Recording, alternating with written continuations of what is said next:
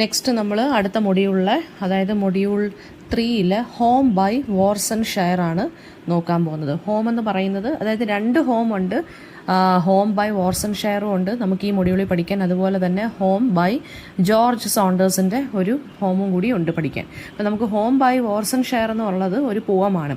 വോർസൺ share എന്നുള്ളത് ഒരു Somali British പോയറ്റാണ്, റൈറ്ററാണ്, എഡിറ്ററാണ്. 1988 Nairobi in കെനിയയിലാണ് അദ്ദേഹം ജനിച്ചത്.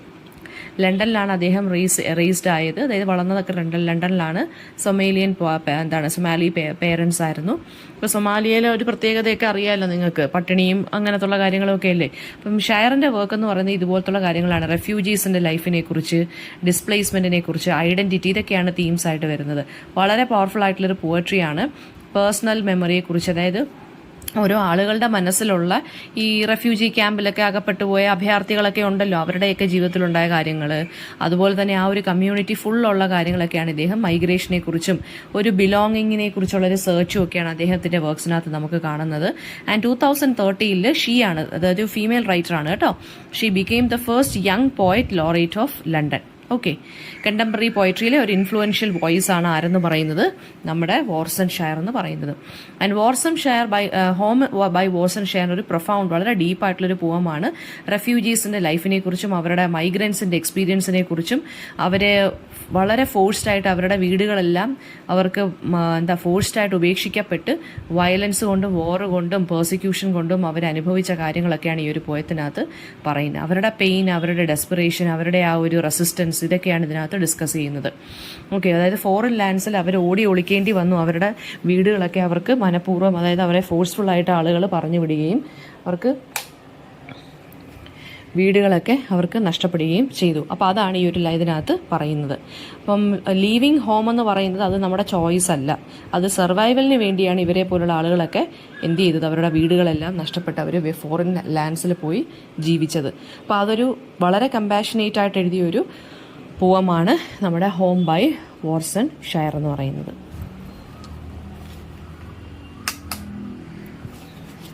നമുക്കിനി സ്റ്റാൻസ ബൈ സ്റ്റാൻസ അനാലിസിസ് നോക്കാം.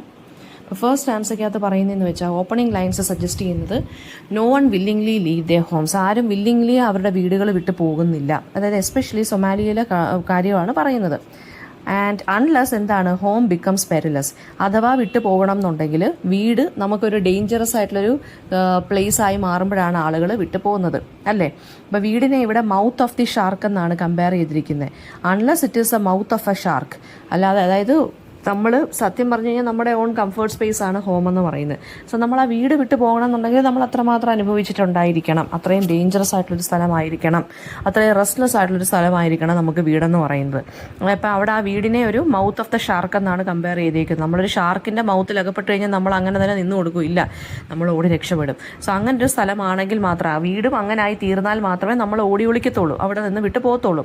ദെൻ പോയിട്ട് പറയുന്നതെന്ന് വെച്ച് കഴിഞ്ഞാൽ, ഈ ഒരു സ്റ്റാൻസിക്കകത്ത് ആളുകൾ എന്തിനാണ് ശരിക്കും പറഞ്ഞാൽ ഇങ്ങനെ ഓടി ഒളിക്കുന്നത്. അപ്പം ഈ സൊമാലിയയിലെ കണ്ടീഷൻ എന്താണെന്ന് വെച്ചാൽ ഫെമിലിയർ ആയിട്ടുള്ള ആളുകൾ പോലും എന്താണ്, അതായത് ചൈൽഡ്ഹുഡ് ഫ്രണ്ടോ അല്ലെങ്കിൽ കൂടുള്ള റിലേറ്റീവ്സോ ഇവരൊക്കെ എന്താണ് പിന്നീട് ഭീഷണികളായി മാറി തീരാൻ സാധ്യതയുണ്ട്. അപ്പം അതായത് സെക്യൂരിറ്റി, അങ്ങോട്ടും ഇങ്ങോട്ടുള്ളൊരു ഇൻസെക്യൂരിറ്റി ഫീലിങ്ങും ട്രസ്റ്റ്, വിശ്വാസമില്ലായ്മയൊക്കെയാണ് ഇതിനകത്ത് കാണിക്കുന്നത്. എന്ന് വെച്ചാൽ നാളെ എപ്പോൾ വേണമെങ്കിലും നമ്മുടെ അടുത്ത് സംസാരിക്കുന്ന ആളുകൾ നാളെ ഒരു പക്ഷേ ശത്രുക്കളായി മാറാം. ദെൻ സ്റ്റാൻസ 2 പറയുന്നത് ഈ വീട് വിട്ടു പോകുന്നതിൻ്റെ അല്ലെങ്കിൽ നമ്മുടെ രാജ്യം വിട്ടു പോകുന്നതിൻ്റെ ഒരു ട്രോമയെക്കുറിച്ചാണ്, ആ പെയിനെ കുറിച്ചാണ് സംസാരിക്കുന്നത്. വയലൻസും ഡെസ്പെയറും അല്ലെങ്കിൽ ഇതൊക്കെ കൊണ്ടാണ് ശരിക്കും പറഞ്ഞാൽ നമ്മൾ വീട് വിട്ടു പോകുന്ന കാരണങ്ങൾ കൊണ്ട്. അപ്പോൾ ഇതിനകത്ത് ആ ഇമോഷണൽ ആയിട്ടുള്ള ആ ഒരു ടോളിനെ കുറിച്ചാണ് സംസാരിക്കുന്നത്. ഒരാളുടെ ഐഡൻറ്റിറ്റി തന്നെയാണ് ശരിക്കും പറഞ്ഞു കഴിഞ്ഞാൽ നഷ്ടപ്പെട്ടു പോകുന്നത്, അല്ലേ. നമ്മുടെ പാസ്പോർട്ട് പോലുള്ള കാര്യങ്ങൾ, അതായത് നമ്മുടെ പാസ്പോർട്ടൊക്കെ നമ്മൾ കീറിക്കളയുക ആളുകളെ പേടിച്ചിട്ട്. അതെന്ന് വെച്ച് കഴിഞ്ഞാൽ എന്താണ്, നമ്മൾ പാസ്റ്റിനെ പേടിച്ചിട്ട് നമ്മൾ ആ ഒരു പാസ്റ്റുമായിട്ടുള്ള അല്ലെങ്കിൽ നമ്മുടെ വീടുമായിട്ടുള്ള ഹോംലാൻഡുമായിട്ടുള്ള കണക്ഷൻ തന്നെയാണ് നമ്മൾ ഭേദിക്കുന്നത്, അല്ലേ. അപ്പോൾ ആ ഒരു സൈക്കോളജിക്കലായിട്ടുള്ള മൈൻഡിനെ, ആ ഒരു സ്റ്റേറ്റ് ഓഫ് മൈൻഡിനെയാണ് ഇത് കാണിക്കുന്നത്. സ്റ്റാൻസ 3 പറയുന്നതെന്ന് വെച്ച് കഴിഞ്ഞാൽ റെഫ്യൂജീസിൻ്റെ ലൈഫിൽ അവർ എക്സ്പീരിയൻസ് ചെയ്യുന്ന അൺഇമാജിനബിൾ ആയിട്ടുള്ള റിസ്ക്കുകൾ എന്തൊക്കെയാണ്. അതായത് ഡേഞ്ചറസ് ജേർണീസ് ഉണ്ട്, വളരെ ഇൻഹ്യൂമൻ ആയിട്ടുള്ള കണ്ടീഷൻസിലൊക്കെ അവർക്ക് താമസിക്കേണ്ടി വരും സർവൈവ് ചെയ്യാൻ വേണ്ടി. ഇവിടെ ഒരു വാട്ടറിൻ്റെ മെറ്റഫർ സ്റ്റാൻസ 3 യൂസ് ചെയ്തിട്ടുണ്ട്.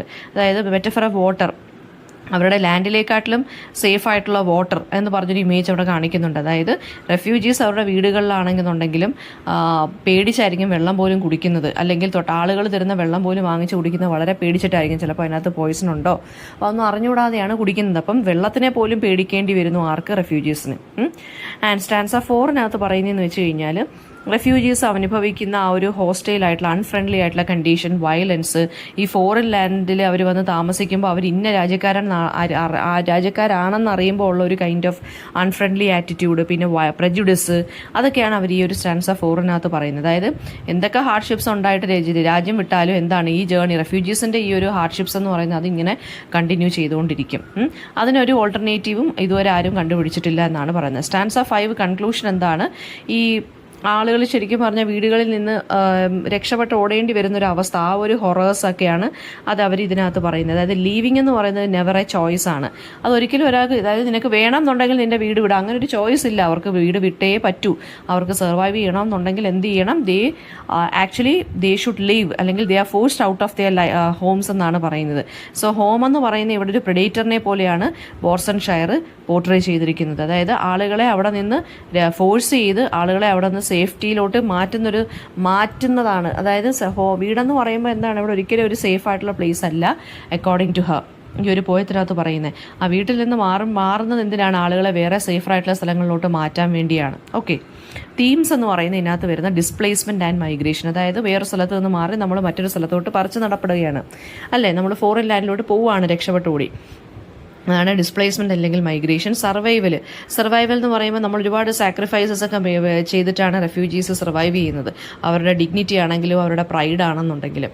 പിന്നെ വയലൻസ്, അതായത് ആളുകൾ എന്തുകൊണ്ടാണ് ഓടി രക്ഷപ്പെടുന്നത്? വയലൻസിനെ പേടിച്ച്, വാറിനെ പേടിച്ച്, സെക്ഷൽ വയലൻസിനെ പേടിച്ചിട്ട്. പിന്നെ പ്രജുഡിസ് ആൻഡ് ഡീഹ്യൂമനൈസേഷൻ. എവിടെയൊക്കെ പോയി താമസിച്ചാലും അവരുടെ ഫോറിൻ ലാൻഡ്സ് അല്ലെങ്കിൽ അവർ വന്ന് താമസിക്കുന്ന സ്ഥലങ്ങൾ ഇവരെ എപ്പോഴും പ്രജുഡിസ്റ്റോട് കൂടി അല്ലെങ്കിൽ വളരെ അൺഫ്രണ്ട്ലി ആയിട്ടുള്ള രീതിയിൽ നോക്കി കാണത്തുള്ളൂ. പിന്നെ ഐഡൻറ്റിറ്റിയും ലോസും. ഇവർ സ്വന്തം ലാൻഡിൽ നിന്ന് മറ്റൊരു ലാൻഡിലോട്ട് പോകുമ്പോൾ അവരുടെ ഐഡൻറ്റിറ്റീസും പേഴ്സണൽ കണക്ഷൻസും ഫാമിലിയൊക്കെയാണ് ഇവർക്ക് നഷ്ടപ്പെടുന്നത്, അല്ലേ?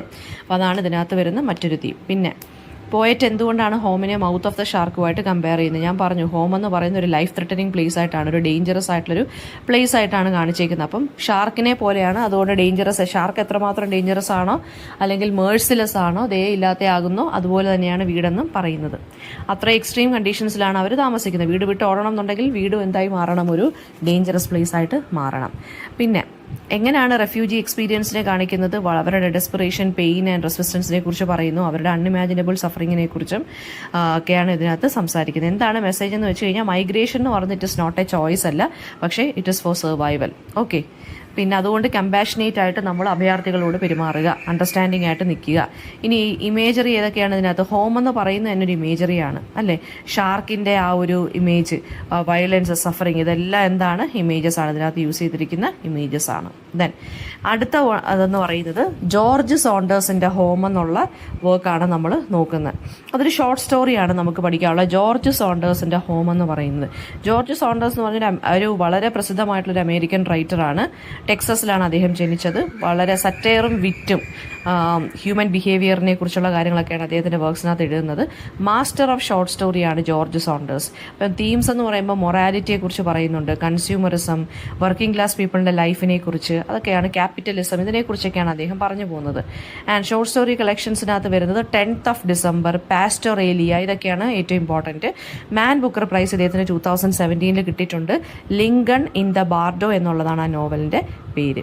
ഓക്കെ, ഇത് സമ്മറി ഓഫ് ഹോം എന്ന് വെച്ച് കഴിഞ്ഞാൽ ഒരു ജോർജ് സോണ്ടേഴ്സിൻ്റെ ഷോർട്ട് സ്റ്റോറിയാണ്. അതിനകത്ത് ഏലിനേഷൻ, ഫാമിലിയിലുണ്ടാവുന്ന പ്രശ്നങ്ങൾ, വാർ മൂലം ഉണ്ടാവുന്ന, യുദ്ധം മൂലം ഉണ്ടാവുന്ന സൈക്കോളജിക്കൽ ഇമ്പാക്റ്റ് എന്തൊക്കെയാണ്, ഇതൊക്കെയാണ് ഇതിനകത്ത് സംസാരിക്കുന്നത്. നമ്മുടെ പ്രൊട്ടാഗണിസ്റ്റ് എന്ന് പറയുന്ന മൈക്കിയാണ്, MIKEY.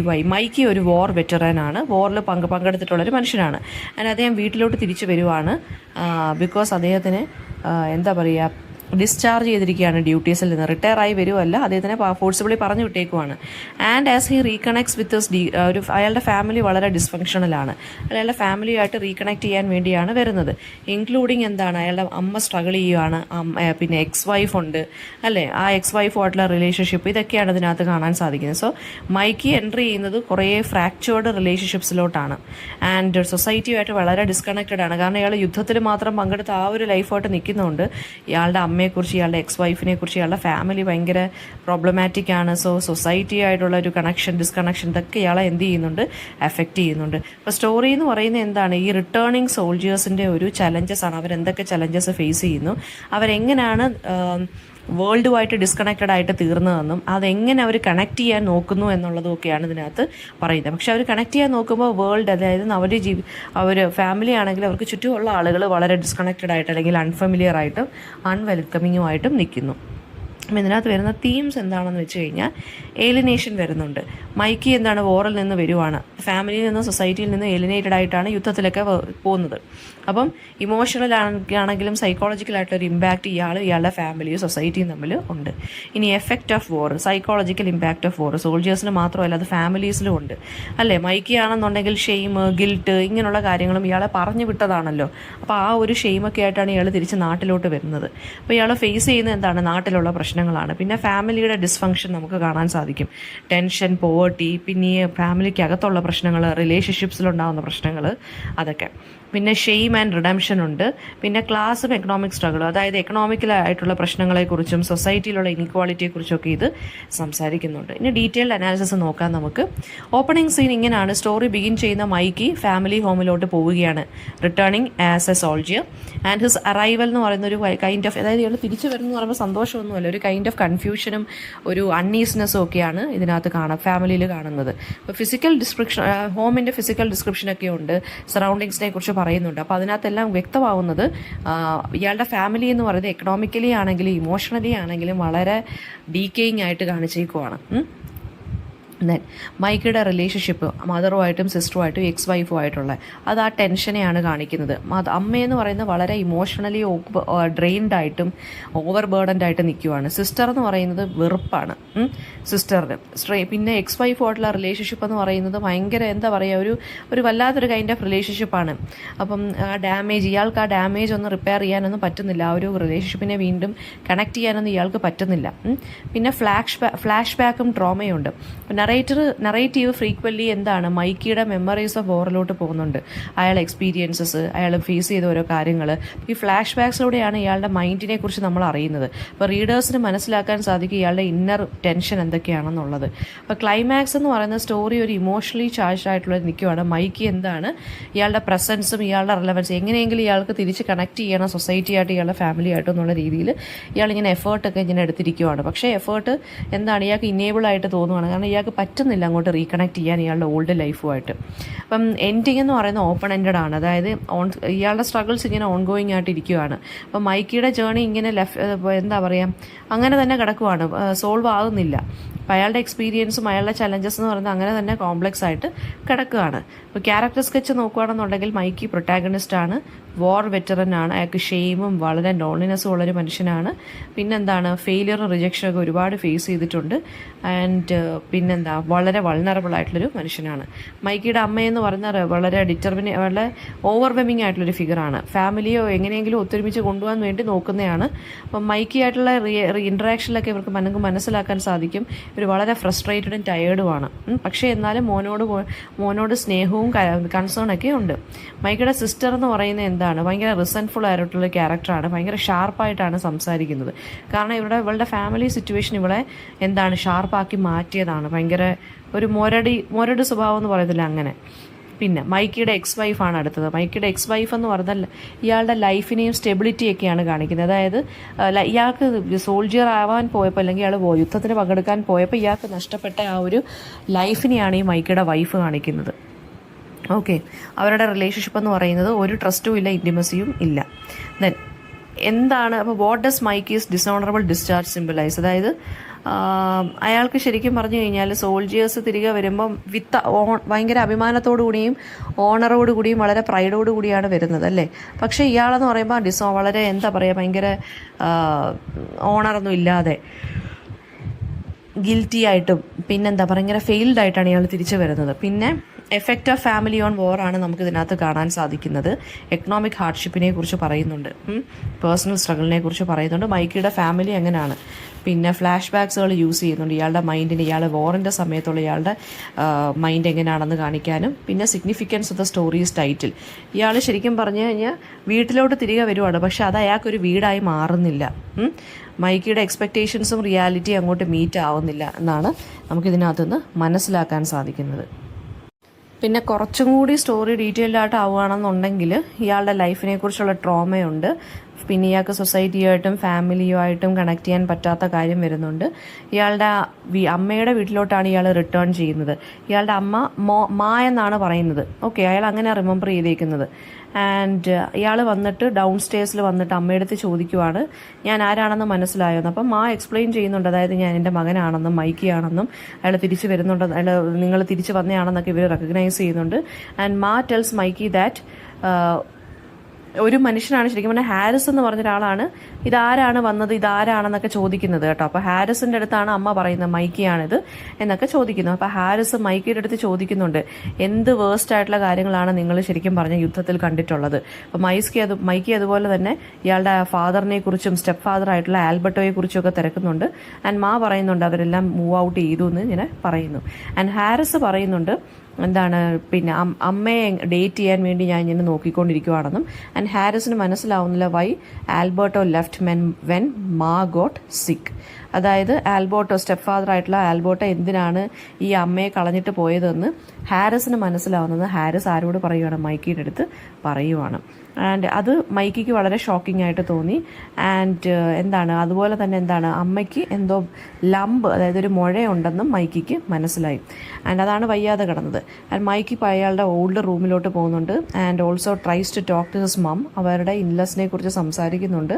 ആൻഡ് ഇവർ പറയുന്നുണ്ട് ഹാരിസ് കള്ളം പറയുവാണെന്നും അവർ ഓക്കെ ആണെന്നും ഒക്കെ ആര് സംസാരിക്കുന്നുണ്ട്, നമ്മുടെ മൈക്കിയുടെ അമ്മ സംസാരിക്കുന്നു. ആൻഡ് എന്നിട്ട് മാ പറയുന്നുണ്ട് മൈക്കിയുടെ അടുത്ത്, അതായത് റെനയും റയാനും ഒരു പുതിയ വീട് മേടിച്ചെന്നും റയാൻ എന്ന് പറയുന്നത് ഭയങ്കര അബ്യൂസീവ് ആണെന്നും പറയുന്നുണ്ട്. അവർക്കൊരു ഒരു കുഞ്ഞുണ്ടെന്നും പറയുന്നുണ്ട്. ആൻഡ് അമ്മയും ഹാരിസും തിങ്ക് ചെയ്യുന്നതെന്ന് വെച്ചാൽ ആ കുഞ്ഞ് വളരെ അഗ്ലിയാണെന്നാണ്. ആൻഡ് മൈക്കി റെനയുടെ റയാൻ്റെ ഹൗസിൽ പോകുന്നുണ്ട്, വെളിയിൽ നിന്ന് നോക്കുന്നുണ്ട്. ഹൗസ് ഭയങ്കര നൈസ് പാർട്ട് ഓഫ് ദ ടൗണിലൊക്കെയാണ്. ആൻഡ് അവർ രണ്ടുപേരും ഗോസിപ്പ് ചെയ്യുന്ന കേൾക്കുന്നു. റയാൻ്റെ അച്ഛനും പേരൻസ് ഒക്കെ അവിടെയുണ്ട്. ആൻഡ് അവർക്ക് പൈസ ഉള്ളതുപോലെയാണ് ആർക്ക് തോന്നുന്നത്, മൈക്കിക്ക് തോന്നുന്നത്. ആൻഡ് മൈക്കി റെനയെ കാണുന്നുണ്ട്, വളരെ ബിഗ്ഗറായിട്ടിരിക്കുവാണ്. ആൻഡ് കുഞ്ഞിനെ എടുത്തുകൊണ്ട് നിൽക്കുവാണ്. ബേബി എന്ന് വെച്ചാൽ ഒരു എൽഫിനെ പോലെ ഇരിക്കുവാണ്, അതായത് ഒരു അഗ്ലി ബേബി എന്ന നിലയിൽ ആരും പറയുവാണ്, മൈക്കിയും ഡിസ്ക്രിപ്ഷൻ പറയുവാണ്. ആൻഡ് റെനെ എന്ത് ചെയ്യുന്നതാണ്, ബേബിയെ റയാൻ്റെ കയ്യിൽ ഏൽപ്പിച്ചു. മൈക്കിയെ കണ്ടപ്പോഴേ ഇവള് ഫ്രീക്ക് ഔട്ടായി. ആൻഡ് മൈക്കിയുടെ പേര് ഇവള് വിളിച്ചു പോവുകയാണ് ചെയ്യുന്നത്. ആൻഡ് മൈക്കി മൈക്കിയുടെ അടുത്തോട്ട്, അതായത് മൈക്കി അങ്ങോട്ട് വന്നോട്ടെ എന്ന് ചോദിക്കുകയാണ്, അകത്തോട്ട് കയറട്ടെ എന്ന് ചോദിച്ചപ്പോൾ റെനെ പറഞ്ഞു വേണ്ടാന്ന്. അതായത് റയാൻ്റെ പേരൻസ് ഒക്കെ പോയിട്ട് മതി തിരിച്ചു കയറുന്നതെന്ന് ഇങ്ങോട്ട് പറയുന്നു. And Mikey also brings up that Ryan ഭയങ്കര നൈസാണെന്ന് പറയുന്നുണ്ട്. പക്ഷേ റെനെ പറയുന്നുണ്ടോ അങ്ങനെയൊന്നും അത്രയും നൈസൊന്നും അല്ല. ആൻഡ് അമ്മയുടെ അസുഖത്തിനെ കുറിച്ച് റെനെ സംസാരിക്കുന്നുണ്ട്. ആൻഡ് ഓൾസോ സേസ് ദാറ്റ് അമ്മയ്ക്ക് ബാഡ് ഹാർട്ടാണെന്ന് പറയുന്നുണ്ട്. അവർക്കൊരു ലംബ് ഉണ്ടെന്ന് മൈക്കി അങ്ങോട്ട് പറയുന്നു. റെനെ എന്നിട്ട് ഹാരിസിനെ കുറിച്ച് കംപ്ലയിൻറ്റ് പറയുന്നു. ആൻഡ് ബേബി കരയുന്നതുകൊണ്ട് റെനെ അങ്ങോട്ട് പോവുകയാണ് കുഞ്ഞിനെ എടുക്കാൻ. ആൻഡ് റയാൻ പക്ഷേ ഇത്ര അബ്യൂസീവായിട്ട് മൈക്കിക്ക് തോന്നുന്നില്ല വിൻഡോയിലൂടെ കണ്ടിട്ട്. റെനേറ്റ് പിന്നെ പറയുന്നുണ്ട്, അതായത് വൈഫിനെയും ബേബീസിനെയും പോയി കാണാൻ പറയുവാണ് മൈക്കിയുടെ അടുത്ത്. അപ്പോൾ മൈക്കി അപ്പോൾ അവരെ കാണാൻ വേണ്ടി പോവുകയാണ്. അപ്പോൾ മൈക്കി വീട്ടിലോട്ട് തിരിച്ചു വരുന്നു. ആൻഡ് മാ ഒരു മനുഷ്യനുമായിട്ട് ആർഗ്യൂ ചെയ്തുകൊണ്ടിരിക്കുവാണ്. ഹാരിസ് ആ മനുഷ്യനെ കിക്ക് ചെയ്യുകയും ഷൗട്ട് ചെയ്യുകയും ചെയ്യുന്നുണ്ട്. എന്നിട്ട് അവരെല്ലാവരും കൂടി ആ മനുഷ്യൻ്റെ അടുത്തോട്ട് എല്ല് ചെയ്യുവാണ്, ഒരു സ്ട്രേഞ്ചറിൻ്റെ അടുത്തോട്ട്. ആൻഡ് അയാൾ ആ മനുഷ്യൻ അങ്ങോട്ട് ഓടുവാണ്. അതായത് മനുഷ്യനെ ഇവരെല്ലാവരും കൂടെ ചവിട്ടി ഓടിക്കുവാണ്. അതായത് ഈ മൈക്കിയുടെ ഫാമിലി താമസിക്കുന്ന വീട്ടിലെ റെൻറ്റ് കൊടുത്തിട്ടില്ല 4 മാസമായിട്ട്. ആൻഡ് മൈക്കി അവസാനം മനുഷ്യന് പൈസ കൊടുക്കുകയും ഇയാളെ താങ്ക് ചെയ്യുകയൊക്കെ ചെയ്യുന്നു. എന്നിട്ട് മായയുടെ സ്റ്റഫൊക്കെ എടുത്ത് ഈ റെൻറ്റ് കൊടുക്കുന്നുണ്ടല്ലോ. അപ്പോൾ മാൻ തിങ്സ് ദാറ്റ് ഈ റെൻ്റൊക്കെ കൊടുത്തപ്പോൾ തിരിച്ച് സ്റ്റഫെല്ലാം മൈക്ക് എന്ത് ചെയ്യണം, അതായത് വാടക കൊടുക്കാത്തതുകൊണ്ട് ഇവരുടെ സാധനങ്ങളൊക്കെ വെളിയിലെടുത്ത് ഇട്ടേക്കുവാണ്. എന്നിട്ട് അയാൾ കിടന്ന് ഷൗട്ട് ചെയ്യുവാണ്.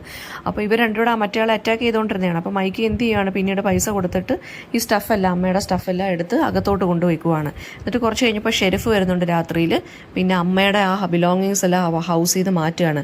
ആൻഡ് മൈക്ക് ഇതെല്ലാം നോക്കി ഇങ്ങനെ കണ്ടുകൊണ്ട് നിൽക്കുവാണ്. ആൻഡ് ദെൻ മൈക്ക് ഇതുപോലെ വീട്ടിനകത്ത് കയറിയിട്ട് അമ്മയെയും അമ്മയുടെ ബോയ് ഫ്രണ്ടിനെയും ഇങ്ങനെ വഴക്ക് പറയുകയാണ്. ഓക്കെ. ആൻഡ് ദെൻ എന്ത് ചെയ്യാന്ന് വെച്ചാൽ ഇയാളുടെ വൈഫിൻ്റെ പേര് ജോയ് എന്നാണ്. ജോയിയെ കാണാൻ വേണ്ടി പോവുകയാണ്. ആൻഡ് അവരുടെ ഹൗസ് എന്ന് പറയുന്നത് റെനയുടെയും റയാൻ്റെയും ഹൗസിനെക്കാട്ടിലും കുറച്ചും കൂടി നൈസറാണ്. വളരെ ഡാർക്കാണ്. 3 കാറുണ്ട് ഡ്രൈവ് വേയിൽ. ആൻഡ് മൈക്കി ന്യൂ ദാറ്റ് എന്താണ് എല്ലാവരും ഉറങ്ങിയെന്ന് മനസ്സിലായി. അപ്പോൾ അവർ അയാൾ വീണ്ടും ടൗണിലോട്ട് പോവുകയാണ്. ഒരു സ്റ്റോറിനകത്തോട്ട് കയറി. ആൻഡ് ആ സ്റ്റോറിനകത്തോട്ട് കയറിയിട്ട് അയാൾക്ക് മനസ്സിലാവുന്നില്ല എന്തുവാ ഈ സ്റ്റോർ വിൽക്കുന്നതെന്നുള്ളത്. ആൻഡ് കിഡ് പറയുന്നുണ്ട്, അതായത് പിന്നെന്താണ് മീ ബോക്സ് മാക്സ് എന്ന് പറഞ്ഞൊരു സംഭവമാണ് ആ കടയിൽ വിൽക്കുന്നത്. അപ്പോൾ ഇതെന്തുവാണെന്ന് ഇയാൾ ചോദിക്കുന്നു. കിഡ് എന്താണെന്ന് ആ കടയിലുള്ള കുട്ടി എന്താണ് അതിനെക്കുറിച്ച് എക്സ്പ്ലെയിൻ ചെയ്യുന്നുണ്ട്. പക്ഷെ മൈക്കിക്ക് മനസ്സിലാവുന്നില്ല. ആൻഡ്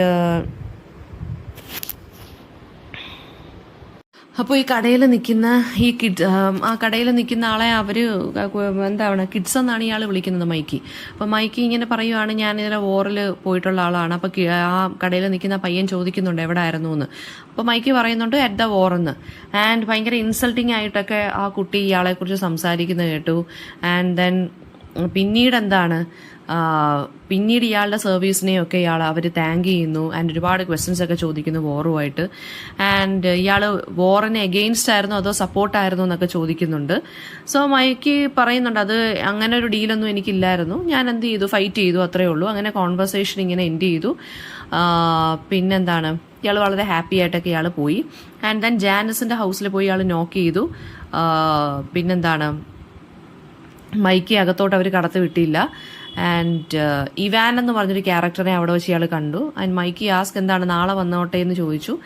ആൻഡ് പിന്നെന്താണ് കിഡ്സിനെ നാളെ കണ്ടോട്ടെ എന്നൊക്കെ ചോദിക്കുന്നുണ്ട്. ആൻഡ് നാളെ 6 മണിക്ക് വരാൻ പറയുന്നുണ്ട്. പിന്നെന്താണ് ഇവാൻ പറയുന്നുണ്ട് ഞാനും നാളെ ഇവിടെ കാണുമെന്ന് പറയുന്നുണ്ട്. മൈക്കി ലീവ് ചെയ്യുന്നു. ആൻഡ് പിന്നെ ഈ 3 എക്സ്പെൻസീവ് കാറിനെ കുറിച്ച് ഇയാൾ നോക്കുവാണ്. ആൻഡ് പുതിയ ഹസ്ബൻഡിനും, അതായത് ഇയാളുടെ വൈഫും പുതിയ ഹസ്ബൻഡും ഒക്കെ സെൽഫിഷ് ആൻഡ് സ്നോബിയായി മാറിയെന്നു ഇയാൾക്ക് മനസ്സിലായി. ഇയാളുടെ ബേബീസും ഇങ്ങനെ ആയോന്ന് ഇയാൾക്ക് ഭയങ്കര സംശയം. ഓക്കെ. ആൻഡ് തിരിച്ച് ഇയാളുടെ അമ്മയുടെ വീട്ടിലെത്തിയപ്പോൾ അത് എംപ്റ്റി ആയിരുന്നു ആ വീട്. അമ്മയും ഹാരിസും കൂടി എംപ്റ്റി ഫ്ലോറിൽ ഇങ്ങനെ ഇരിക്കുവാണ്. ഒരു വീടില്ലാതെ ഇവരിങ്ങനെ വിഷമിച്ചിരിക്കുവാണ്. അപ്പോൾ ഷെരിഫ് അപ്പിയർ ചെയ്യുന്നു, അക്യൂസ് ചെയ്യുന്നു മൈക്കിയുടെ അടുത്ത്.